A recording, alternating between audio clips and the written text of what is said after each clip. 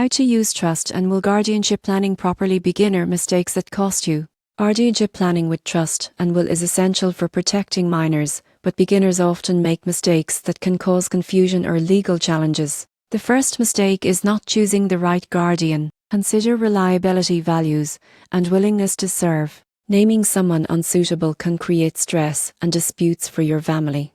Another common error is failing to name backup guardians. Life is unpredictable, and if your primary guardian cannot serve, the court will decide. Always name alternates and communicate your wishes. Many users overlook specifying detailed instructions for care. Guardianship is more than naming a person. It includes guidance on education, health, and lifestyle. Provide clear instructions to avoid ambiguity. Neglecting to update guardianship designations is another pitfall. Life changes, such as moving, new children, or divorce, may require adjustments. Keep your plan current to reflect your family's needs. Finally, some assume digital forms alone ensure legal sufficiency. Complex family situations may require professional review to confirm compliance with state laws. To use trust and will guardianship planning properly, choose qualified guardians, name backups, provide detailed instructions, update regularly, and seek professional guidance when needed. Avoid these mistakes,